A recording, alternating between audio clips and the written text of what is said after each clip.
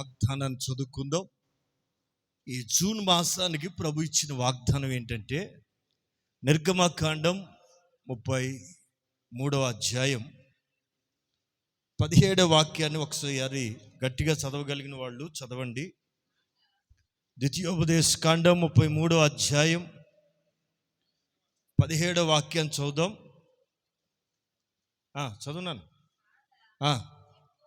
కాగా యెహోవా నీవు చెప్పిన మాట చొప్పున చేసేదను.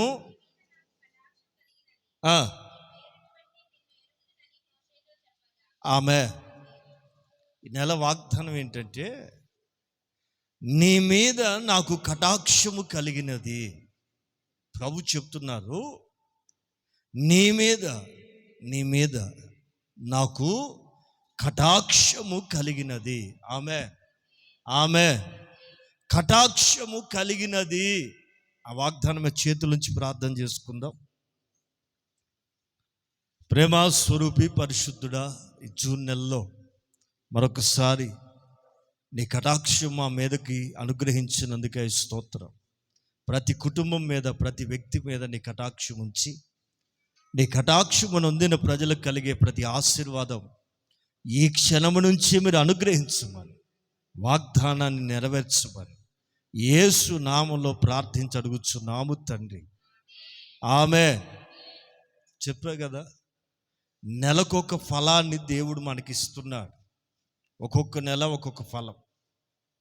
మొన్నటిదాకా మామిడి ఫలాలు, రేపటి నుంచి నేరేడు ఫలాలు, ఇంకేమో వస్తాయి, ఇంకేంటేంటో వస్తాయి. ప్రతి నెల ఒక క్రొత్త ఫలాలు మార్కెట్లోకి వస్తాయి. నీ ఆకలి తీర్చడానికి, నీ శరీరాన్ని పోషించడానికి నెలకొక క్రొత్త ఫలాన్ని దేవుడు ఇస్తున్నాడు. అలాగే ఆత్మను పోషించడానికి ప్రతి నెల ఒక క్రొత్త వాగ్దానపు ఫలం మీకు ఇవ్వబడుతుంది. ఆ వాగ్దాన ఫలము మీకు కలుగునుగాక. ఆమె ప్రియులారా, ఒక చక్కని మాట ప్రభు మోషేతో చెప్తున్నారు. మోషే, నీ పేరును బట్టి నేను నిన్ను ఎరిగి ఉన్నా, నీ పేరును బట్టి నేను నిన్ను ఎరిగి ఉన్నాను అంటూ అక్కడ అంటారు, నీ మీద నాకు కటాక్షము కలిగింది. ఆమె కొంచెం మనసు పెట్టి వాక్యం వినండి. ఒక చక్కని సంగతి చెప్పి ముగిస్తారు. ఈ మాటకి ముందు జరిగిన పూర్వపరాలు పరిశీలన చేస్తే జరిగినటువంటి సంభవం ఏంటంటే 40 సంవత్సరాలు దేవుడు వాళ్ళతో ఉండి వాళ్ళని నడిపించాడు. ఎక్కడి నుంచి? సుమారు 40 రోజుల్లో వెళ్ళాల్సిన ప్రయాణాన్ని 40 సంవత్సరాలు పట్టేటట్లుగా తిన్నని మార్గంలో నడిపించకుండా చుట్టూ మార్గంలోంచి తీసుకువెళ్ళాడు. లాంగ్ రన్ చేపించాడు. ఈ 40 సంవత్సరాల ప్రయాణంలో వాళ్ళు ఆయన ఏంటో నేర్చుకోవాల్సిన వాళ్ళు నేర్చుకోలేదండి.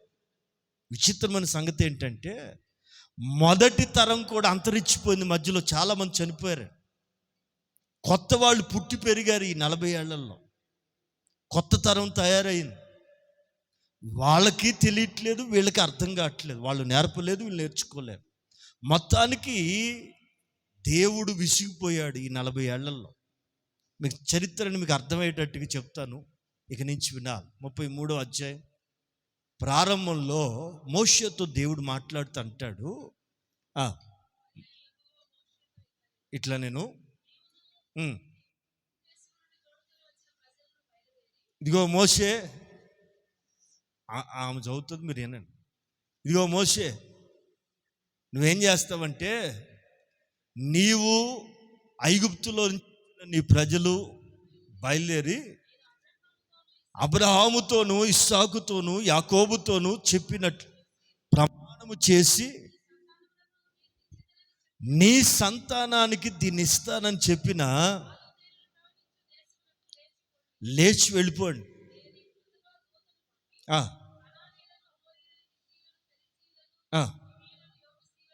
వెళ్ళగొడతాను,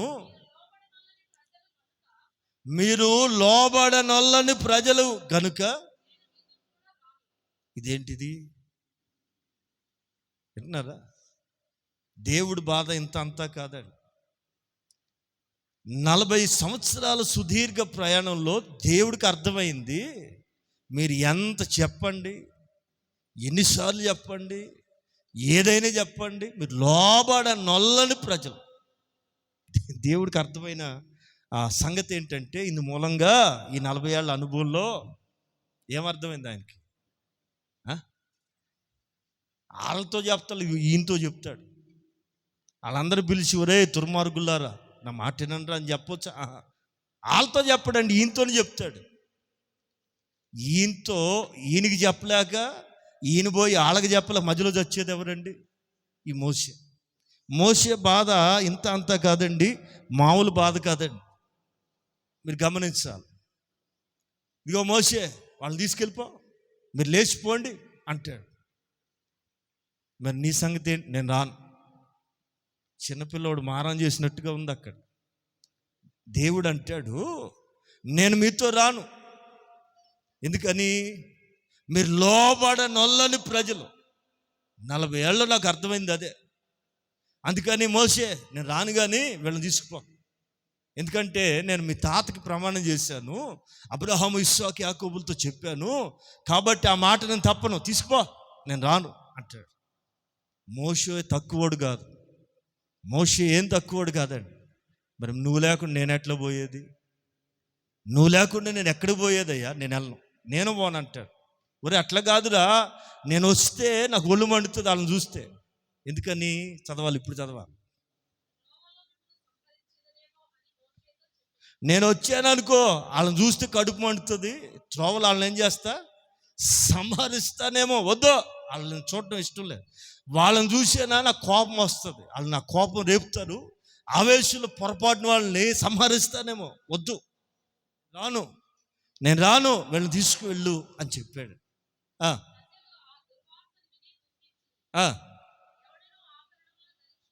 ఏంటది అమ్మా? అది అప్పుడు దాకా ఏం చేసినట్టు మరి వాళ్ళు? అమ్మా అంతే కదా. మీకు మంచి పాయింట్ చెప్తాను, కొంచెం చెవులు పెద్ద చేసుకునేలా. ఈ రోజున సభ్య సమాజంలో ఈ ఆభరణాల అలంకారం అనేది సర్వసాధారణం అయిపోయింది. కొన్ని సంఘాల వాళ్ళు వాటిని ధరించరు, కొన్ని సంఘాల వాళ్ళు వేసుకుంటారు. నేను వేసుకోమని చెప్పను, వేసుకోవద్దని చెప్పను. మరి ఏం చెప్తా? వాక్యం చెప్తా ఏనండి. ఈ ఆభరణాల సంగతి కొంచెం మనం లేఖనాల్లోంచి నేర్చుకోవాలి. ఈ ఆభరణాలు ధరించుకోలేదట. ఎందుకు ధరించలేదు? విని వాళ్ళ మనసు బాగోక ఆ ధరించినవన్నీ తీసి పక్కన పడేసారు. ఓకే, ఇంకొంచెం ముందుకెళ్ళమ్మా. అక్కడ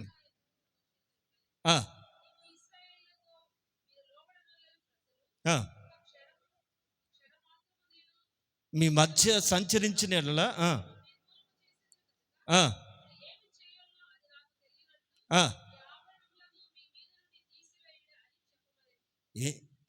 వాళ్ళు తీయటమే కాదు, ఈయన కూడా చెప్పేస్తున్నాడు. ఏమని? అసలు మిమ్మల్ని ఏం చేయాలో కూడా నాకు అర్థం కావట్లా.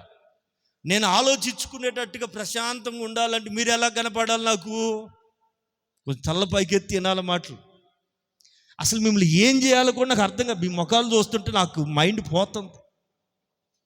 ఒక ముఖమా 2 ముఖాలు అండి? లక్షల ముఖాలు, లక్షల మందిలో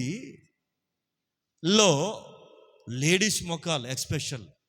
విన్నారా? వాళ్ళు చూస్తేనట దేవుడికట అసలు వీళ్ళు ఎలా ఏం చేయాలో కూడా ఆలోచన రాకుండా వాళ్ళు చూస్తుంటే నాకు ఒళ్ళు మండిపోతుంది. వీళ్ళు అలంకరించుకుని కనపడుతున్నారు. ఎలాగా? ఐగుప్తీల్లాగా. వీళ్ళకి ఎక్కడి ఆభరణాలు ఎంతకి అమ్మా? వాళ్ళు ఐగుప్తులోంచి బయలుదేరినప్పుడు 3వ అధ్యాయం 21వ వాక్యం, నిర్గమకాండం 3వ అధ్యాయం 21వ వాక్యంలో మీరు గమనిస్తే మోషేతో ప్రభు చెప్తున్నారు, నా ప్రజల బాధలు చూశాను, వారిని విడిపించడానికి వచ్చానని చెప్పి మాట్లాడుతున్న తరుణంలో ఒక చక్కని మాట చెప్తారు. 3వ అధ్యాయం 21వ వాక్యం, నిర్గమకాండం. ఈ జనుల ఎడల ఐగుప్తీలకి కటాక్షము కలుగు చేస్తా. వాగ్దానం ఏంటో తెలుసండి?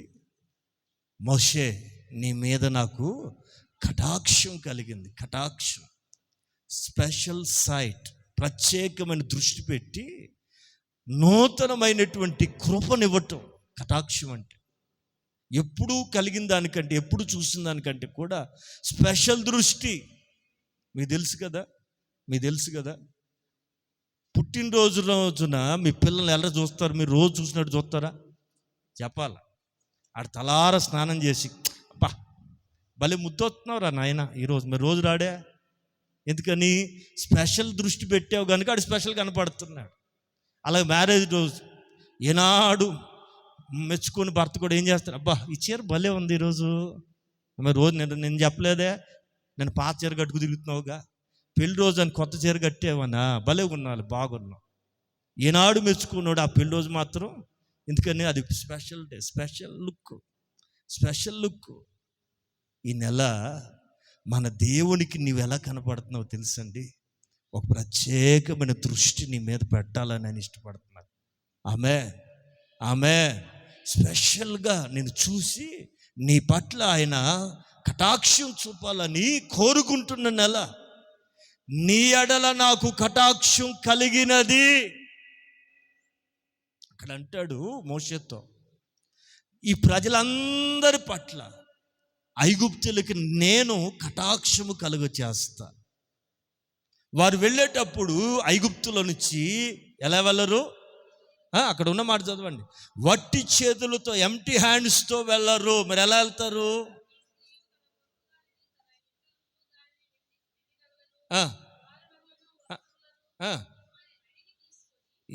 వాళ్ళతో ఏమని చెప్పాలట? 3 రోజులు ప్రయాణం, అంత దూరం వెళ్ళి మా దేవునికి మొక్కుబడులు చెల్లించుకుని వస్తాం. ఆ పండక్కి ఇవి మాకు ఒంటి మీద ఏమి లేవు అని చెప్తే వాళ్ళు ఇచ్చేస్తారు. వాస్తవానికి ఈ ఐగుప్తులు ఎలాంటి వాళ్ళు అంటే పుచ్చుకునేవాళ్ళు కానీ ఇచ్చేవాళ్ళు కాదండి. ఎస్పెషల్లీ ఇజ్రాయేల్ దగ్గర రక్త మాంసాలు కూడా పిండేసే రకాలు వీళ్ళు. వాళ్ళు వాపోయారండి. అయ్యా 430 ఏళ్ళు మమ్మల్ని పీల్చి పిప్పి చేశారు బాబు, ఒంటి మీద నూలు పోగోళ్ళు లేకుండా మనం చంపుకు తిన్నారయ్యా అని ఏడిస్తే దేవుడు ఆలోచించి వీళ్ళకి తగిన న్యాయం చేద్దామని చెప్పి, ఒరే ఐగుప్తీయులకి మీ మీద కటాక్షము కలుగు చేస్తా. ఎలాగంటే మీరు ఎంతైతే నష్టపోయారో, మీ కష్టార్జితం ఎంతైతే దోచుకున్నారో దానికి సంబంధించినంత బంగారం, వెండి ఆభరణాలని మీరు అడిగి తీసుకుని అది ఆ జీతం, మీరు నష్టపోయిన జీతం అంతా కూడా మీకు తిరిగి ఇప్పించేటట్టుగా చేస్తా. వాళ్ళు తిరిగి మీ మీద ఇవ్వాలని మీకు ఇవ్వాలంటే నేను ఐగుప్తీయులకి ఏం కలుగజేస్తాను? కటాక్షం కలుగజేస్తా. కటాక్షము పొందిన ప్రజలు, బాగా వినాలి, దేవుని కటాక్షమును పొందిన ప్రజలకి అందరూ కూడా సరెండర్ అవుతారు. ఆమె ఇవ్వను చెయ్యను అన్న వాళ్ళందరూ చేస్తారు. ఇవ్వలేను అన్న వాళ్ళందరూ కూడా ఏం చేస్తారు? ఇస్తారు. ఆమె ఒక మాటలో చెప్పాలంటే దాచుకున్నవాడే దాచిందంతా తిరిగి ఇస్తాడు. ఆమె తిన్నదంతా కక్కిస్తాడండి. ఆమె ప్రైజ్ ది లార్డ్. నీ వాళ్ళు కావచ్చు, బంధువులు కావచ్చు, స్నేహితులు కావచ్చు, అన్యాయముగా నీ యొద్ద దోచుకున్నది ఏదైనా సరే, నీ కష్టార్జితం, నీ కష్టం దోచుకున్న వాళ్ళు ఎవరైనా దేవుని కటాక్షం కనుక నీ మీదకి వస్తే తిరిగిస్తారు. వట్టి చేతులతో రావు. అర్థమైంది కండి? దేవుని కటాక్షం ఒక వ్యక్తి మీదకి కానీ, ఒక సమాజం మీదకి కానీ, ఒక జనం మీదకి కానీ వస్తే వారు వట్టి చేతులతో కనబడరు. ఆమె హల్లెలూయా. ఏంటారండి? ఒక మాటలో చెప్పాలంటే వాళ్ళకి అన్నీ ఖాళీ అయిపోయినాయి, వీళ్ళకి ఫుల్గా నిండిపోయినాయి. ఏంటది? ఆభరణాలు. విన్నారా? వాళ్ళు అనుకుంటున్న 3 రోజులు వచ్చేస్తారు కదా అని అన్నీ దాచుకున్న ఉంగరాలతో సహా తెచ్చి ఇచ్చేసారండి. ఎందుకని? వెళ్ళండి పండక్కి వెళ్తున్నారు కదా, ఒట్టి చేతితో వెళ్ళకూడదు, మరి మాడు మొఖాలతో పేడు మొఖాలతో వెళ్ళకూడదు, తగిలించుకోండి సిస్టర్స్, తగిలించుకోండి అని వాళ్ళు ఏనాడు పరమాన్నం కూడా పెట్టరు. ఇడ్లీలు వడలు పాసిపోయినా పెట్టరు వాళ్ళు. అట్టంటి రకాలు వాళ్ళు. ఈ రోజున పిలిచి మరీ చేస్తున్నారు. ఎందుకని? మీ పట్ల వాళ్ళకి ఏం కలిగింది? కటాక్షం. వీళ్ళు కూడా వీళ్ళని తక్కువ వాళ్ళు కాదు. ఓ అమ్మో ఇన్ని రోజులు తిట్టారు కానీ భలే అలంకరిస్తారు. ఓ పెట్టండి మేడం, పెట్టండి, తగిలించండి మేడం, ఇది నాకు బాగుంటుంది అని చెప్పి ఒంటి నిండా చేతుల నిండా నిలువెత్తు బంగారాన్ని ధరించుకుని మనోళ్ళు వస్తున్నారు. మామూలుగా రాట్లా, నిండుగా ధరించుకుని బయటకు వచ్చారు. వీళ్ళు అనుకుంటారు మా దేవుడు భలే దేవుడు, అడగకుండానే ఆభరణాలు ఇచ్చాడు, వదిన భలే దేవుడు కదూ అనుకుంటూ సగం దూరం వచ్చారండి. ఎందుకు తెప్పించాడు ఆ బంగారం? వాక్యం తెలిసిన వాళ్ళు చెప్పాడు. ఆమె వీళ్ళకి మతిపోయింది. ఇంతకా పెట్టేది నువ్వే, ఒలుచుకునేది నువ్వేనా? బంగారం ఎవరికి? మందిరానికి. ఆమె నీ కలిగిన విలువైంది ఏదైనా ఉంటే, నీ వద్ద ఏదైనా విలువైంది ఏదైనా ఉంటే అది ఎవరికి? దైవ అర్పితం. ఆమె నీవే దేవుని సొత్తు అయితే నీకింక వేరే సొత్తు ఎందుకు? ప్రైజ్ ది లార్డ్, హల్లెలూయా. ప్రియులారా, ఈ క్రమంలో దేవుడు తుది దశకు వస్తే వాళ్ళ దగ్గర మిగిలిపోయిన బంగారం కొంత ఉంది. వీళ్ళు దేవుని కంటే కొంచెం ఈ లోక సంబంధమైన అలంకారానికి ఎక్కువ ప్రాధాన్యత ఇచ్చి వీళ్ళు ఆభరణాల మీద మనసు పెట్టుకుని ఉన్నారు. దేవునికి మీరు ఆభరణాలు వేసుకుంటే కోపం అని కాదు, అసలు ఆయన ఉద్దేశం ఏంటి? అలంకారం అనేది ఐగుప్తు ఆచారం. ఈ అలంకారం అనేది ఐగుప్తు అంటే లోక ఆశలు కలిగిన మనుషులకు ఉండే కోరికలు. మీరు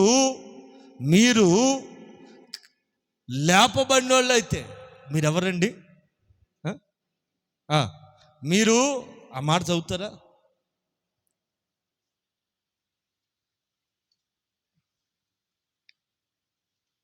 ఎక్కడది?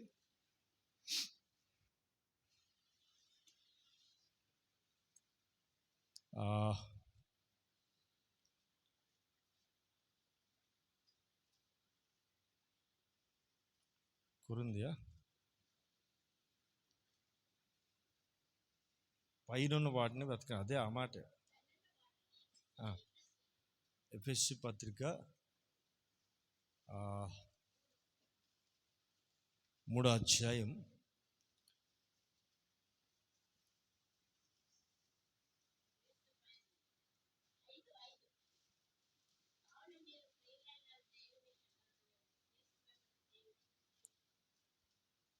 5. మీరు క్రీస్తుతో కూడా లేపబడిన వారైతే, ఆ మాట.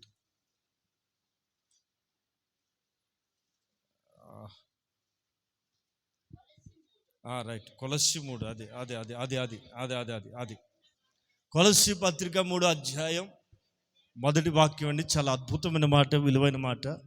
అందరూ కూడా గమనించండి. బైబిల్లో ఎవరితో లేపబడాలి అంటే అర్థం ఏంటి? బాప్తిస్మపు అనుభవం. క్రీస్తు ఎలాగూ చనిపోయి మృత శరీరాన్ని విడిచిపెట్టి మహిమ శరీరంతో లేపబడ్డాడో, మట్టి దేహాన్ని విడిచిపెట్టి మహిమ శరీరంతో లేపబడ్డాడో, అలాగా పాపము విషయమై చనిపోయిన మనం నీతిని నెరవేర్చు నిమిత్తం లేపబడాలి. ఏమవ్వాలి? లేపబడాలి. ఎవరితో? క్రీస్తుతో కూడా, అనగా చనిపోయి తిరిగి లేచిన అనుభవం. బాప్తిస్మం అంటే అర్థం ఏంటంటే పాత మనిషి చచ్చిపోయాడు, ఇప్పుడు లేపబడింది ఎవరంటే నూతనమైన వ్యక్తి, నూతన జీవము పొందిన వారమై. ఆమె లేపబడేది ఎవరు? లేపబడాలి. బాప్తిస్మం అంటే పాత మనిషి చనిపోయి ఒక క్రొత్త వ్యక్తి లేపబడాలి. నూతన జన్మ అనుభవం బాప్తిస్మం. మనం అలా గనుక లేపబడితే, అందుకే దైవజనుడు సంఘంతో చెప్తున్నారు, మీరు క్రీస్తుతో కూడా లేపబడిన వారు అయితే మనం దేన్ని ఎతకాలట? పర సంబంధమైన విషయాల మీదే మనం మనసు పెట్టాలి, పైనున్న వాటిని వెతకాలి. ఆమె ఇక్కడ ఒక పాయింట్ ఏంటంటే, నేను ఏం చేయాలనుకుంటున్నా కూడా నాకు అర్థం కావట్లా. వాళ్ళ ముందు ఆభరణాలు తీసేయమను అంటాడు దేవుడు. ఆభరణాన్ని ఎందుకు అంతగా అసహించుకుంటున్నాడు? చదవాలి, మాటలు చదవాలి. నిర్గమకాండం 33వ అధ్యాయంలో త్వరగా అక్కడే చేయి పెట్టుకుని ఉండాలి. ఆ 5వ వాక్యం చదువు. కాగా యెహోవా మోషేతో ఇట్లా నేను ఆ, ఆ, ఒక క్షణం కనుక మీ మధ్యలోకి వస్తే మీరు ఏమైపోతారు? నిర్మూలం అయిపోతారు, నాశనం అయిపోతారు. ఆ, కనుక నేను రాను, ఇక్కడే ఉంటా, పైనే ఉంటా. ఉండి ఏం చేస్తావయ్యా?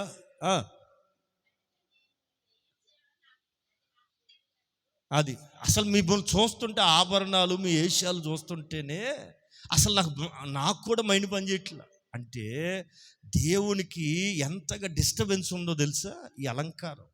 ఐగుప్తు అలంకారం. ఏ అలంకారం ఇది? బంగారం వేసుకుంటావో, మరొకటి పెట్టుకుంటావు, నీ ఇష్టం. వాక్యంలో ప్రభు చెప్తున్నారు, వాక్యాన్ని బట్టి మీరు గ్రహించాల్సిందేంటి అమ్మా? అన్ని తీసేస్తే పెంతుకొస్తాను కాదు, డెడికేషన్. నువ్వెవరు సొత్తువి? నేను యేసయ్య సొత్తు అండి. ఎలా చెప్తావు? లోకానికి సంబంధించిన ఏది నీ మీద ఉండకూడదు. ఐగుప్తు ఆచారాలు కానీ, ఐగుప్తు అలవాట్లు కానీ, ఐగుప్తుకు సంబంధించిన వేషధారణ కానీ ఏది నీలో కనబడకూడదు. నువ్వెవరు అంటే గొర్రె పిల్ల రక్తము క్రిందకు వచ్చేసావు. అప్పుడు వేరు, ఇప్పుడు వేరు. దీన్ని అంటారు వేరుపాటు జీవితం. నిజంగా దేవుని బిడ్డగా నువ్వు ఉండాలంటే, దేవుడిని ఎడల కటాక్షం చూపాలంటే డెడికేషన్ ఈజ్ మోర్ ఇంపార్టెంట్. నీ ప్రతిష్ఠిత, సమర్పణ అనేది ఎందులోంచి వస్తుంది? ప్రతిష్ఠించుకున్న దాన్ని బట్టి వస్తుంది. ఆమె వాళ్ళందరూ అడుగుతున్నారు, ఎరా రాజభోజనం పెడతానంటే వద్దంటావేమిటిరా? నీకు వద్దపోతే మాకు పెట్టు అంటారు. నా పేరుతో వద్దే వద్దు. వాళ్ళు అంటారు, నీకు వద్దపోతే వద్దు, మాకు పెట్టవచ్చు కదా, మాకు రాజభోజనం తింటామంటే మా వల్ల కాదు, దొరికింది ఒక పెద్ద అవకాశం, ఎందుకు పోగొడుతు? మేము తినం. ఏమిరా? We are dedicated. ఏంటి భోజనం? ఎస్, ఈవెన్ భోజనం విషయంలో కూడా ఏం తినాలో ఓ ప్రతిష్టత. వాస్తవానికి మాంసం తినకూడదు అనేది కాదు అక్కడ. ఎందుకంటే ప్రతిరోజు ఆ నైవేద్యం సమర్పించి ప్రతి భోజనాన్ని దేవత ముందు పెట్టి వాళ్ళు తీసుకొచ్చి వీళ్ళకి పెడతారు, రాజుకు పెడతారు. రాజు తినే ప్రతి భోజనాన్ని ముందు దేవతకు అర్పించి తెస్తారు. అది ఇష్టం లేని వాళ్ళు మాకు అది వద్దని తీర్మానం చేసుకున్నారు. అబే హల్లెలూయ. ప్రతిష్టత ఎవరు చూశారులే? ప్రార్థన చేసుకుంటే అంతా పవిత్రం అయిపోద్దని ఉందిగా, దీనికి కూడా వాక్యం ఉందిగా. అది ఏదైనా ప్రార్థన చేసుకుంటే పవిత్రం అయిపోద్ది అనుకున్నారుగా అని రాసి ఉంది కదా. అట్లా కాదండి. అనుకోని విధంగా పెడితే ప్రార్థన చేస్తే, అనుకోకుండా వస్తే ఇది నీకు తెలుసు కదా వచ్చింది. ప్రియులారా, ప్రతిష్ఠిత అనేది చాలా ప్రాముఖ్యమండి. ఈ రోజున మోషేతో ఈ 33 అధ్యాయాలు చెప్తుంది, నేను రాను, నాకు మనసు లేదు. మీరు లోబడిన ప్రజలయ్యా, నేను రాను. మోషే నా మొఖం చూడండి, నేను రాను. కానీ వాళ్ళు తీసుకెళ్ళి కళ్ళు కూడా తెరవట్లేదు దేవుడు. మోషే నేను రాను, వాళ్ళు తీసుకెళ్ళిపో. అబ్రహాంతో మాట ఇచ్చా, ఇస్సాకుతో ఇచ్చా, యాకోబుతో ఇచ్చా, తీసుకెళ్ళా అంటా. ఈ మోషేడు తక్కువడా? ఆయన అంటాడు నీ సన్నిధి మాతో కూడా రాని ఎడల. ఆమె నీ సన్నిధి మాతో కూడా రావాలి. రాకపోతే మేము ముందుకు వెళ్ళలేమయ్యా, మేము వెళ్ళలేము. నువ్వు వెళ్ళరా? నేను వెళ్ళయ్యా, నీ సన్నిధి కావాలా. అంతమంది మీద కోపం ఒక్కడు నీరు గార్చేస్తున్నాడు. ఆమె అంతమంది మీద రగిలిపోతున్న కోపం. ఇక్కడ ఒక పాయింట్ ఏంటంటే, అసలు నేను ఏం చేయాలో ఆలోచించుకున్నట్లుగా వాళ్ళ ముందు ఆభరణాలు తీసేయమను. ఏ ఆభరణాలు? అయ్యి ఐగుప్తులోంచి తెచ్చిన అలంకారం తీసిపడేమనా? నా పిల్లల్లా కనపడాలి నాకు. ఆమె మీకు ఒక ఇంటెన్షన్ తెలుసా? ఓ తండ్రి తను కోరుకున్నట్లు పిల్లల డ్రెస్సింగ్ కూడా ఉండాలి. తల్లిదండ్రులు ఎలా పెంచాలనుకున్నారో అలాగే ఉండాలి. అలా కాకుండా గంగిరెద్దులా తయారైందనుకో, ఆ తల్లిదండ్రులకి ఎంత బాధో తెలుసా? నా బిడ్డని నేను సరిగ్గా పెంచుకోలేకపోయానే, నా మాట వినట్లేదే, కనీసం బట్టల విషయంలో కూడా నా మాట వినట్లేదే. ఎంత బాధో తెలుసా? యవనస్తులారా బాగా వినండి. ఈవెన్ బట్టల విషయంలో కూడా అలంకారం, సరే అది వేరే పెద్ద సబ్జెక్ట్. అది అలంకారం అనేది లూసిఫర్ లక్షణం. మీకు కొన్ని మాటలు రెండు చెప్తాను, మొత్తం చెప్పను. కానీ ఈ అలంకారం అనేది ఎక్కడి నుంచి వచ్చింది తెలుసా? మీది కాదు, మీ తప్పు కాదు ఇది. అమ్మా, మిమ్మల్ని రాంగ్ రూట్లోకి తీసుకెళ్ళాడే వాడిది ఇది. వాడు ఎట్టంటోడు తెలుసండి. మీకు కొన్ని మాటలు చెప్పాలి. యెహెజ్కేలు గ్రంథం, త్వరగా రావాలి. యెహెజ్కేలు గ్రంథం 28వ అధ్యాయం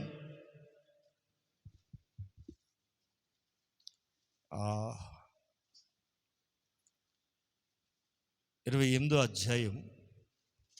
ఇక్కడ లూసిఫర్ని గురించి చెప్పబడుతుందండి.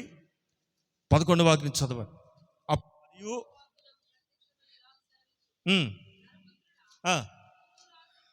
తూరు రాజును గూర్చి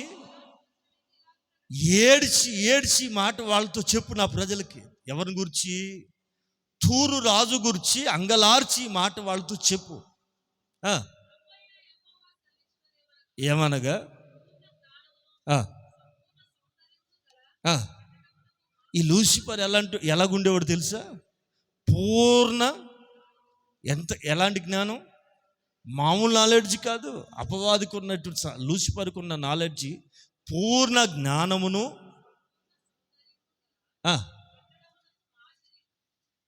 ఈ లూసిఫర్ ఎట్టంటోడు తెలుసా?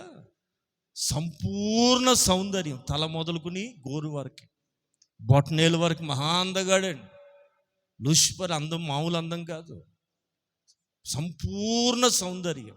ఏ పార్ట్ చూసిన చక్కని అందగాడాడు. ఓకే, ఈ ఎక్కడికి వచ్చాడు? అవ్వమ్మతో ఏ రూపంలో మాట్లాడాడండి? వంకర టింకరగా నడుచుకుంటూ వచ్చి వంకర మాటలు చెప్పాడండి. అవ్వమ్మతో పాము కాదు మాట్లాడింది, అక్కడ పాములో నుంచి వీడు డైరెక్ట్గా వస్తే ఈ అవ్వమ్మ భయపడి చేస్తుందని రోజు కనపడే జంతువుల్లాగా కనపడ్డాడు. అర్థమైందండి? ఏదేను తోటలో కూడా నువ్వు ఉంటివి. అదిగో వాడి దగ్గర, మీ దగ్గర ఒకటి ఉంటే ఒకటి ఉండదు. నా మాటేనా? మేము పేద కోటీశ్వరం పిచ్చి మొఖం. అదిగో ఇక్కడ రా, వీడి దగ్గర ఉన్న సరుకు ఉన్నాయా నీ దగ్గర? ఏమండి, నల్లపూసలు ఉంటే అది సన్నదారాలు ఉండవు, సన్నదారాలు ఉంటే నల్లపూసలు ఉండవు, 2 పేటలు ఉంటే సన్నదారం ఉండదు. ఈ ఒకటి ఉంటే ఒకటి ఉండదు మన దగ్గర. వీడి దగ్గర ఎన్ని రత్నాలు ఉన్నాయో తెలుసా? గోమేధికము,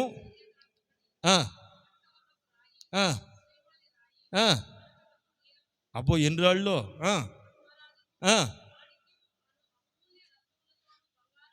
ఎట్లా అమూల్యమైన రత్నములతోనూ బంగారుతోనూ. అదిగో ఇప్పుడు కాదు ఈ అలంకారం, ఇక్కడది కాదు అసలు. ఇది ఎక్కడిది? ఇది ఆడవాళ్ళు మీరు అలంకరించుకుంటున్నారని మీరు పెద్ద, అమ్మో మాకు తెలిసినంత నాలెడ్జ్ తెలియదు అనుకో. ఈడు ఉన్నాడు, మీ మూల పురుషుడు ఇక్కడ, మీ పితరుడు ఇక్కడ ఉన్నాడండి. వాడట అలంకరింపబడి ఉన్నాడు. దేవుడు వాడిని అలా అలంకరించాడు. ఓకే, అంతగా దేవుడు వాడిని మహిమపరిచాడు పరలోకంలో. ఇంతకీ పరలోకంలో ఈ లూసిఫర్ ఎవడు? అది విన్నారా? 3 ప్రధాన దూతలు ఉన్నారు. ఇక్కడైతే వీడిని గూర్చి లూసిఫర్ అని రాయలేదు, కానీ తెలుగులో వేరుగా రాయబడింది, ఇంగ్లీష్లో రాయబడింది లూసిఫర్. వాడి పేరు లూసిఫర్. గాబ్రియేలు, మిఖాయేలు, లూసిఫర్, ఈ 3 దూతల మీద పెద్దలు 3. విన్నారండి? ఏమండి? మిఖాయేలు శుభవార్తలు తీసుకొస్తాడు. గాబ్రియేలు శుభవార్తలు తెస్తాడు. మిఖాయేలేమో యుద్ధ సమాచారం, యుద్ధం చేయాల్సి వచ్చినప్పుడు మిఖాయేలు దూతను పంపించేవాడు. ఈ లూసిఫర్ పని ఏంటి పరలోకంలో? వర్షిప్ లీడర్ అండి. పరలోకంలో ఆరాధన జరిపించే నాయకుడు. ఆరాధనకి అంత ప్రాధాన్యత దేవుడిచ్చి వీడిని ప్రత్యేకంగా సృజించాడు. ఎలాగా? పరిపూర్ణ సౌందర్యవంతుడిగా రత్నాలతోనూ బంగారుతోనూ అలంకరించబడి పరలోకంలో వాడిని ప్రత్యేకంగా దేవుడు మహింపరిచాడు. ఓకే, ఇంకా చదవాలి. ఏంటారా? ఆడిని ఎందుకు నియమించాడు పరలోకంలో? ఆడి పని ఏంటట? పిల్లన గ్రోవులు వాయించుతున్నప్పుడు ఆమె నీతో పాటు ఏం తయారయ్యారు? నువ్వు ఆరాధన వర్షిప్ అనగానే పిల్లన గ్రోవులు వాయించేవారు కూడా వచ్చి నీతో కలిసి ఆరాధన చేసేవారు. ఆమె ఆమె ఎట్లా? అదిగో ఆ ఆరాధన చేయుటకు అభిషేకించబడిన కెరూబువై ఆమె దేవుడు అతన్ని అలా నియమించాడు. ఓకే, దేని కొరకు నియమించాడట? అందుకే ఏంటది? ఆరాధన చేయుటకు దేవుడు అతన్ని నియమించాడు. ఓకే, అయితే వీడేం చేశాడు? అక్కడి నుంచి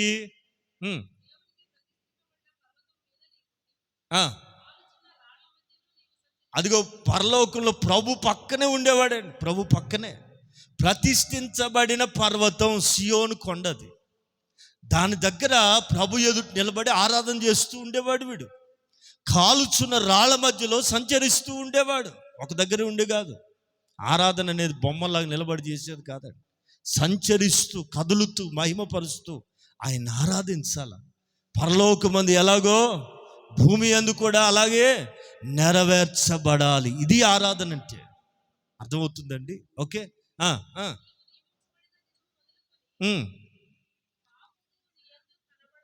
ఏంటి ఆడు చేసిన పాపం? సభాపర్వతమునకు ఎక్కుదనని మనసులో గర్వించట, దేవుని మీద తిరుగుబాటు చేశాడట. వాడిని పరలోకంలో తొయ్యటం వచ్చి భూమి మీద పడి చక్కగా ఆకారంగా ఉన్న భూమిని, దేవుని ప్రణాళికని నిరాకారంగా శూన్యంగా చేశాడు. పడతాం ముక్క చెక్కలు అయిపోయింది భూమి. మరలా పరిశుద్ధాత్ముడు వచ్చి జలం మీద అల్లాడుతున్న ఆత్మ వచ్చి మరలా పొదిగి మరలా ఈ భూమిని ఆయన తయారు చేసి పెట్టాడు. ఇది మనందరికీ తెలియాల్సిన నిజం. ఆమె ఇక్కడ మంచి మాట ఏంటంటే, మొదలుకొని వరకు ప్రవర్తన విషయంలో నువ్వు యథార్థవంతుడుగా ఉన్నావు. అప్పటి వరకు బాగానే ఉన్నావు. అయితే అదిగో నీ లోపల ఒక వ్యాపారం మొదలైపోయింది. ఏంటి వ్యాపారం? ఏంటి? పాపం అంటే ఆజ్ఞ. అది ఎక్కడ ఉండాల్సిన వాడు అక్కడే ఉండాలి కదా. దేవుడికి మహిమ ఎక్కడిది? అసలు నేను ఆరాధన చేయకపోతే ఏముంది? నేను పాట పాడిపోతే ఏముందండి? దేవునికి మహిమ ఆయన గుట్టు కూర్చోవటమేగా. ఆయన ఏం చేస్తాడా? పెడతాడా? నేను అనుకుని విన్నారా? నేను అనే మాట మన నోట్రాగా. నేను లేకపోతే, నేను వండకపోతే, అసలు నేను లేకపోతే ఎవరు చేసుకుంటా అని ఆడవాళ్ళు అనకూడదు. ఓయమ్మ నువ్వు లేకపోతే 10 మంది ఉన్నారన్న వెనక అంటాడు ఆయన. వింటున్నారండి? నేను అని ఎవరు అనకూడదండి, మగవాళ్ళు కానీ ఆడవాళ్ళు కానీ. ఎందుకని? నువ్వు కాదు, నీవు కాదు, ఆయన సొత్తు. నీవు నీ సొత్తు కాదు, అసలు నువ్వే కాదు. ఆయన ఏర్పరిచాడు ఒక పాత్ర, అంతే వాడబడాలి. ఆయన ఏ పాత్రగా వాడుకుంటే, ఏ పని చెప్తే ఆ పనికి నువ్వు మలసబడాలి. ఆమె హల్లెలూయా. వీడేం చేశాడట? అమ్మా త్వరగా చదవండి. గనుక దేవుని పర్వతం మీద ఉండకుండా నేను నిన్ను అపవిత్ర పరిస్థితిని ఆశ్రయంగా ఉన్నాను కెరూబు, నిన్ను పరలోకం నుండి తోసిపడేసా, నాశనం చేసి. ఎందుకు?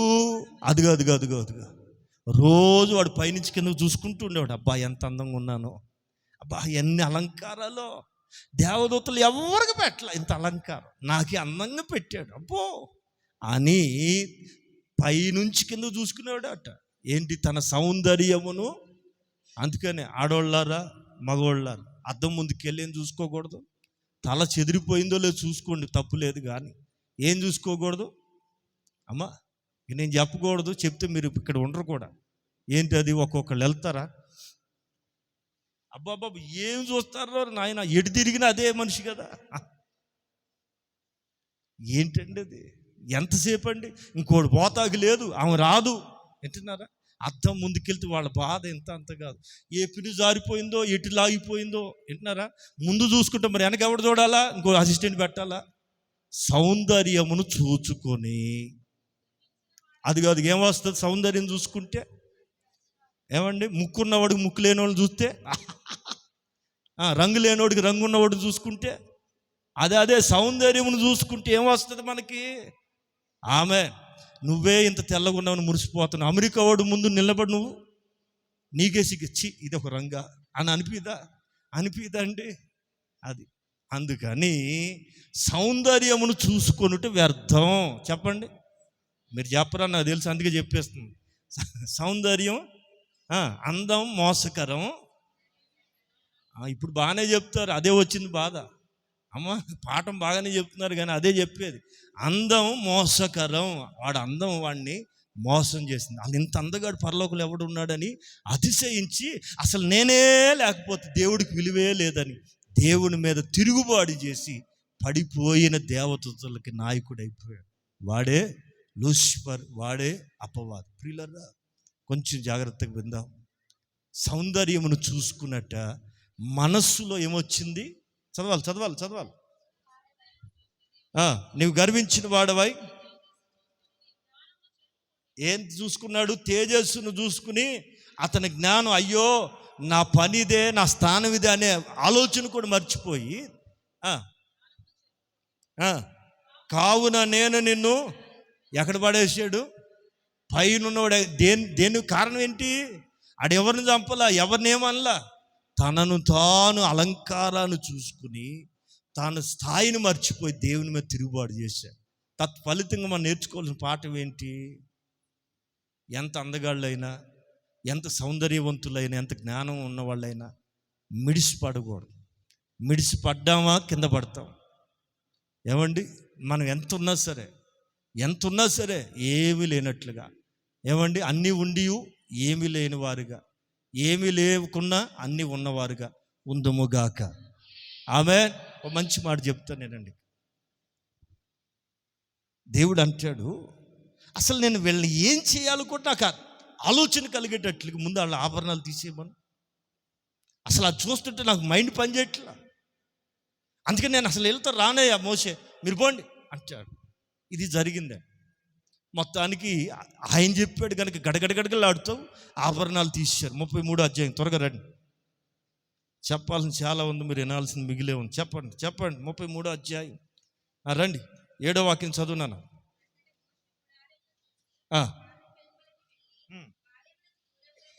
6వ వాక్యం చదివేవా? ఇశ్రాయేలీలు ఎవరు చెప్తే, ఎందుకు చెప్తే, అసలు అవి చూస్తుంటే నాకు ఒళ్ళు మండిపోదు. అసలు ఏం చేయాలో అర్థం కావట్లే నాకు. అర్థమైందండి? ఏ అలంకారం ఇది? ఐగుప్తు అలంకారం. ఐగుప్తు అంటే లోకం ఎలా అలంకరించుకుంటుందో, లోకం ఏ పోకడలు పోతుందో అది నీ ఒంటి మీద ఉండకూడదు. నీవు ప్రతిష్ఠించబడిన వ్యక్తివి. నీవు వేరు, వాళ్ళు వేరు. వింటున్నారా? నీవు వేరు, వాళ్ళు వేరు. వేరుపాటు జీవితం అండి. వింటున్నారా? దేవుడి కటాక్షం నీ మీద, నీ పిల్లల మీద ఉండాలంటే ఖచ్చితంగా ప్రత్యేకంగా ఉండాలి. అన్నీ ఉన్నా సరే ఏమి లేనట్లుగా, దేవుని కలిగిన బిడ్డలకు తగినట్లుగా ఉండాలి. ఆమె ప్రియులారా, ఇక్కడ చెప్పారు ప్రభు, నేను ఏం నిర్ణయం చేయలేకపోతున్నా, తీసేయమనంటే గడగడగడగడ వణికిపోతే తీశారు. అప్పుడు మరలా తీసేసిన తర్వాత మోషే వెళ్ళి దేవునితో మాట్లాడుతున్నాడు. చదవాలి త్వరగా.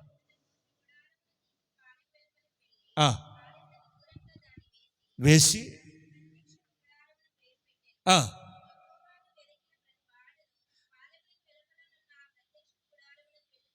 ప్రత్యక్ష గుడారానికి ఎవరు రాగలరు? యెహోవాను వెతికే మనసున్న వాళ్ళే వస్తారు. ప్రత్యక్ష గుడారం ఉంది వాళ్ళ మధ్యలో, కానీ అందరూ వెళ్ళరట. ఎవరైతే ఆయన వెతికే మనసు ఉందో వాళ్ళే రోజు వెళ్ళి అక్కడికి వెళ్ళి కనపడుతూ వచ్చేవాళ్ళు. రైట్, త్వరగా. లేచి వింటున్నారా? ఇప్పుడు తల్లపైకి ఎత్తండి, చదివేవాళ్ళు గట్టి చదవాలి. ప్రతిరోజు మోషే గుడారపు ద్వారం దగ్గరికి మధ్యలోకి వెళ్దేవాడు. ప్రతిరోజు యాజకత్వం చేయటానికి వెళ్ళినప్పుడల్లా ఈ 6 లక్షల కాల్బలం యొక్క టెంట్స్లో ఉన్న వాళ్ళు గుడారం దగ్గరికి బయటకు, అరే మోషే వెళ్తున్నాడు, ప్రత్యక్ష గుడారం దగ్గరికి వెళ్తున్నాడని ఆ నోట పక్కన చెప్పుకుంటూ అందరూ గుమ్మాల దగ్గరే, ఎవరు గుడారం దగ్గర వాళ్ళే నిలబడి మోషే వెళ్ళటం చూసేవాళ్ళు. మోషే వెళ్ళిన తరువాత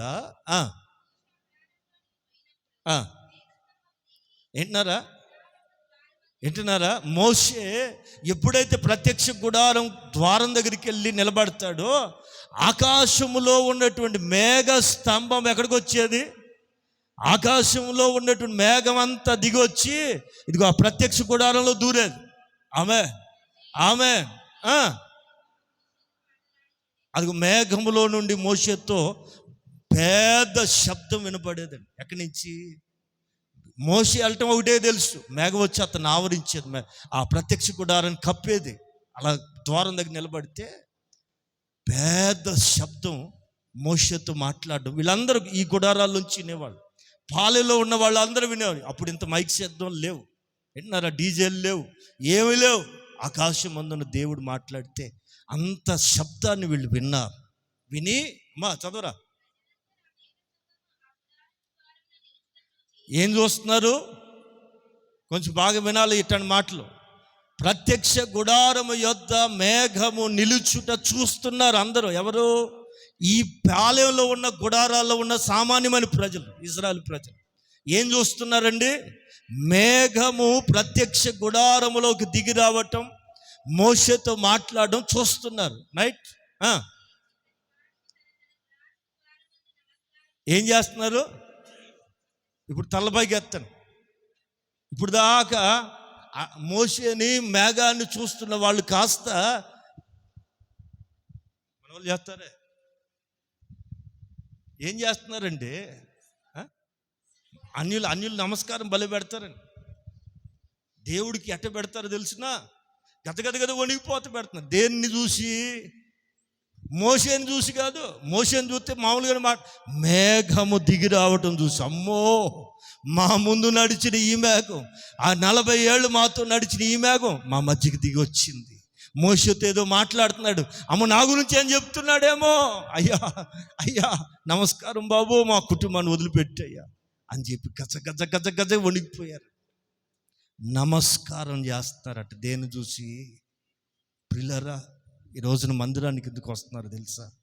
ఏదో ఇంత కానికిచ్చిపోవటానికి ఎవరు రావద్దు. మేఘము కింద మీరు రావాలి, మేఘ దర్శనాన్ని మీరు అనుభవించాలి. ఆమె ఆనాడు మోషేతో మాట్లాడిన ఆ మేఘం ఈరోజు నీ మందిరంలో ఉంది అనేది 100% వాస్తవం. నా దేవుని పిల్లలారా, ఏదో కానుకేసుకోవాలనో ఏదో బాగుపడాలని కాదు ఇంత దూరం రావాల్సింది. మేఘము నిన్ను కమ్ముకోవాలి, మేఘము నీ కుటుంబంలోనికి రావాలి. హల్లెలూయా. వాళ్ళు అంటారు గజ వణికిపోతున్నారు. మేఘం ఎక్కడికి వచ్చింది? ఆకాశంలో ఉన్న మేఘం ప్రత్యక్ష గుడారంలోకి వచ్చింది. వచ్చి ఏం చేస్తుంది? మోషేతో మాట్లాడుతుంది. మాట్లాడుతుంటే చదవాలమ్మా. ఎట్లా మాట్లాడుతున్నాడు? మీరిద్దరు ఫ్రెండ్స్ ఫోన్లో మాట్లాడినప్పుడు చూసారా?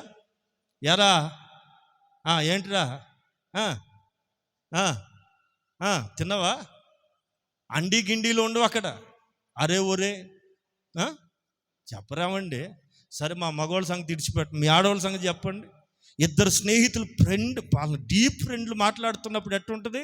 కొంచెం భాష డిగ్రీల మీద డిగ్రీలు చేసినట్టు మాట్లాడతారు. ఎందుకని? డీప్.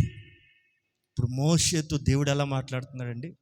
హలో మోషే, అయ్యా ఎరా ఏం సంగతి? అయ్యా ఇదయ్యా అదయ్యా.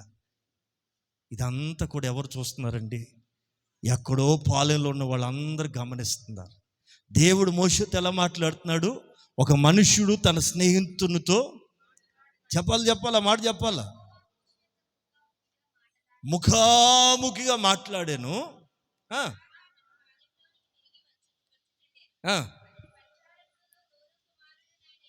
అందరూ బయటికి వెళ్ళి మేఘం చూస్తుంటే మోసే శిష్యుడైన యెహోషువ మాత్రం అందుకని అందరు బయటికి వెళ్ళిపోయారు కదండి. అప్పట్లో విమానం వస్తే పిల్లలందరూ పరిగెత్తుకొచ్చేవాళ్ళు బయటికి, అంటే వచ్చేసేవాళ్ళు అంతే బయటికి. వాళ్ళు వచ్చారు కదండి, పెద్దవాళ్ళని ఆగుతారా? వాళ్ళు వచ్చి ఇట్లాగే చూసేవాళ్ళు. వింటున్నారా? ఇప్పుడు విమానాలని ఆటోలాగా తయారైపోయినాయి కనుక ఎవడు వాటిని దేకట్లేదు. వింటున్నారండి? ఆటోల మాదిరి పిచ్చి పిచ్చిగా అయిపోయినాయి. అప్పుడు అంటే ఏదో ఒకటి వచ్చేది. వింటున్నారండి? మరి ఈ యెహోషువ ఎందుకున్నాడు ఇక్కడ? దేవుడు ఎప్పుడు మోషేతో లోపల ఉంటాడు కాబట్టి, మోషే అనుభవం యెహోషువకు మాకు తెలుసు దేవుడు మాట్లాడతాడు, దానికి ఎందుకు కంగారు పడాలి నేను అని గుడారము దాటి రాలే. ఆమె కొంచెం ముందుకెళ్దాం. రైట్, త్వరగా.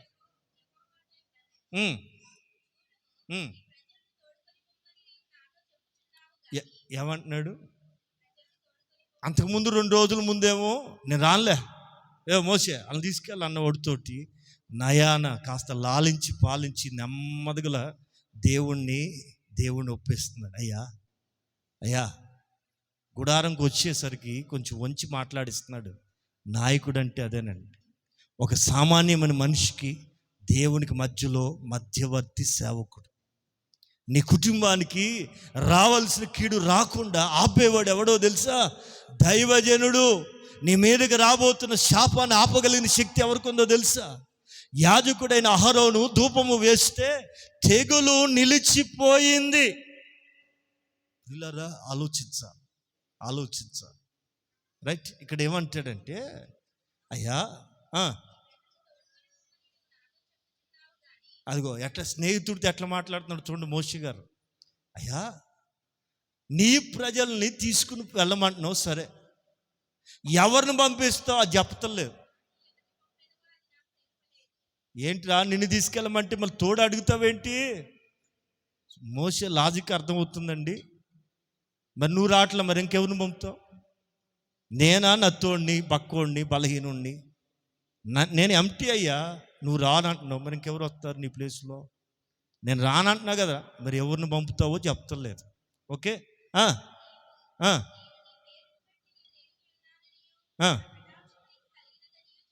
ఇక ఇంతకుముందు ఏమన్నావు?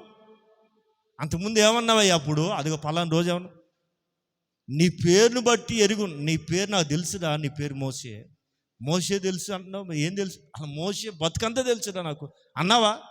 ఇంకేమన్నావు? నా కటాక్షం నీ మీద ఉందన్నావా? అన్నాను. అయితే కటాక్షం ఉన్నవాడిని అట్లా వదిలేస్తావా? కటాక్షం ఉన్నవాడిని అట్లా వదలొచ్చా? చూడండి మోషే ఎట్లా ఫైట్ చేస్తున్నాడు. ఇప్పుడు చూడండి, మీకు అర్థమయ్యే భాషలు చెప్తా.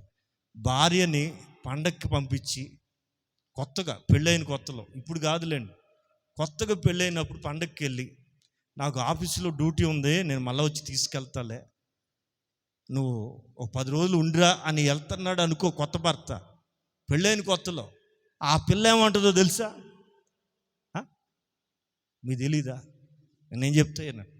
ఏమంటుందంటే, ఇగో అయ్యగారితో ఏం చెప్పావు? మరణం తప్ప ఎడదీయొద్దని చెప్పారుగా, నేను వచ్చేస్తా. కాదే, వారం రోజులు నీకు బెంగ ఉందని వదిలేసిపోతా. మా అమ్మతో చాకిరి చేసి అంట్లు తోమితో చచ్చి నీ ఇంటికి వస్తే నువ్వే మళ్ళీ అంట్లు తోమితో వదిలేస్తానంట. నేనున్నా, వచ్చేస్తాను. ఏంటది? నీ తోడు కావాలయ్యా, నీ సహవాసం కావాలయ్యా. ఎడబాటు నేను తట్టుకోలేను బాబు. అప్పుడు వేరు, ఇప్పుడు వేరు. అప్పుడు రిలేషన్ వేరు, ఇప్పుడు రిలేషన్ వేరు. అర్థమైతే స్తోత్రం. ఇట్లాంటి బాగా అర్థమవుతాయండి. అర్థం కాల? దేవునితో నీకు అలాంటి అనుబంధం కావాలి. విడదీయలేని అనుబంధం ఉండాలి. విడదీయలేనంత అనుబంధం. దేవుని పిల్లలారా, మోషే అంటే నా పేరును బట్టి ఎరిగి ఉన్నాను అన్నావుగా, నీ కటాక్షం నా మీద ఉందని అన్నావుగా, మరి ఇప్పుడు ఏంటి? నన్ను ఒక్కనే పొమ్మంట? నన్ను ఒక్కనే వెళ్ళమంటావేంటయ్యా? నీ సన్నిధి నాతో రాని ఎడల. ఎంత బాగా అడుగుతున్నాడు చూడండి మోషే. ఆ పదాలు మీరు గమనించాలి. నిన్ను బట్టి నేను ఎరుగున్నాను, నిన్ను నా కటాక్షి నీ మీద ఉందన్న ఇన్ని మాటలు చెప్పేవే, ఇప్పుడు రానంటావేంటి? నీ సన్నిధి నాకు తోడై, చదవాలా ఎడల. అసలు నీ మనసులో ఏమనుకుంటున్నావు నాకు చెప్పయ్యా.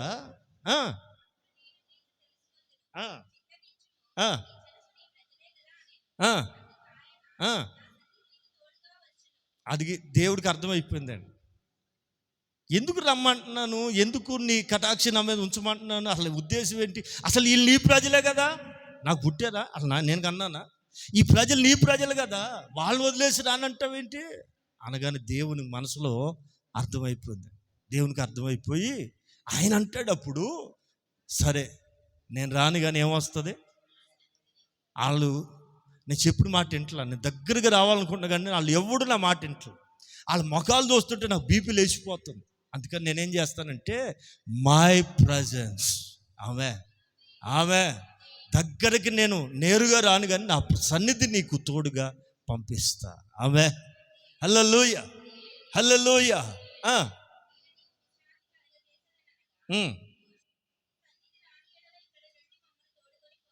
పోవద్దు,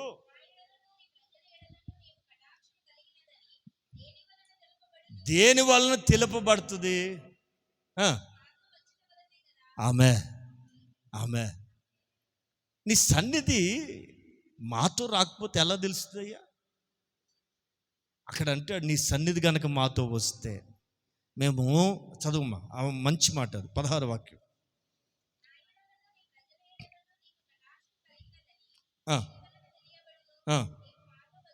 నీవు మాతో వచ్చుట వల్లనే కదా.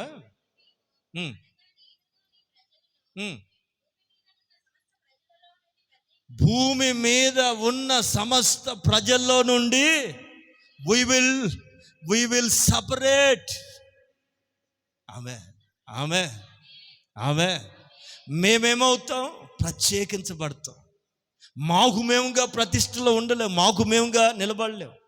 ఎప్పుడైతే నీ సన్నిధి మాతో వస్తుందో, నీవు మా మధ్యలో ఉన్నప్పుడు మీకు భయపడి ప్రతిష్ఠించబడి లోకంలో నుంచి ప్రత్యేకించబడతాం. ఆమె ఇదంతా చరిత్ర అధ్యాయంలో జరిగిన సంభవం.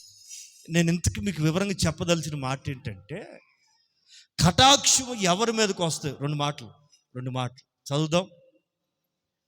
కటాక్షం ఎవరి మీదకి వస్తుందంటే, ద్వితీయోపదేశ కాండం 33వ అధ్యాయం 23వ వాక్యం. త్వరగా 33వ అధ్యాయం 23వ వాక్యం.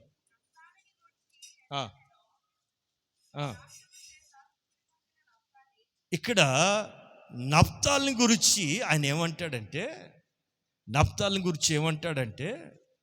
కటాక్షము చేత తృప్తి పొందిన నఫ్తాలిని ఏమని పిలుస్తున్నాడండి? దేని చేత? కటాక్షము చేత తృప్తి పొందిన నఫ్తాలి అనే గోత్రాన్ని దేవుడు కటాక్షము చేత తృప్తిపరుస్తున్నాడు. ఓకే, మరలా 24వ వాక్యం కూడా చదువుతాం.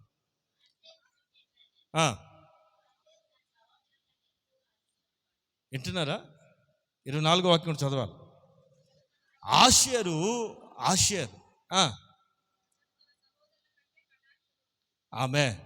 ఆషేరట తన సహోదరులందరికంటే, అబ్బా ఎంత బాగుందో లేదా, సహోదరులందరికంటే ఎక్కువగా ఆశీర్వదించబడెను. స్తోత్రం, హల్లెలూయ. ఏమైంది? ఇంకో మాట చదువున్నాను.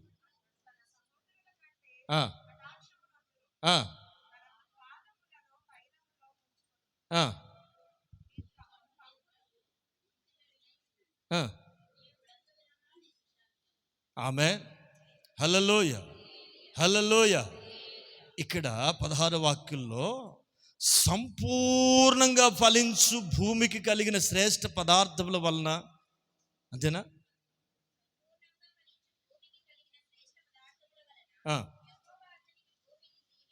ఆమేన్. పొదలో నుండిన వాని కటాక్షం.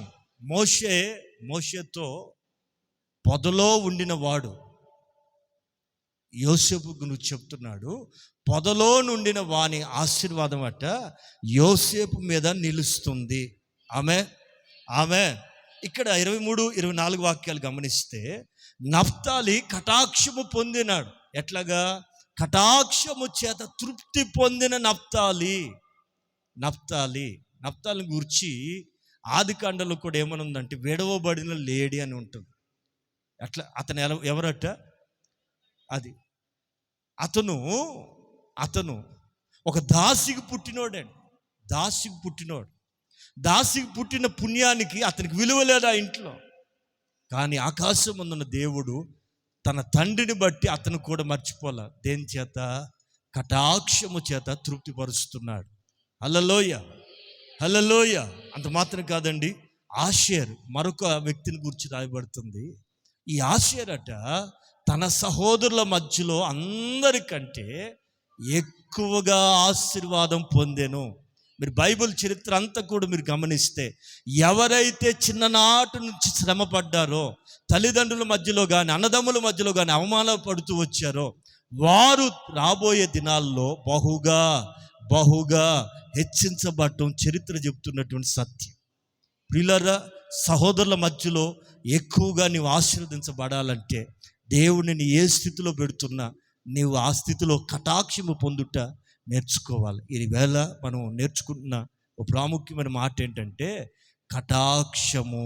ఆమేన్. మోషేతో ప్రభు చెప్తున్నారు, నీ మీద నాకు కటాక్షము కలిగింది. ఆమేన్.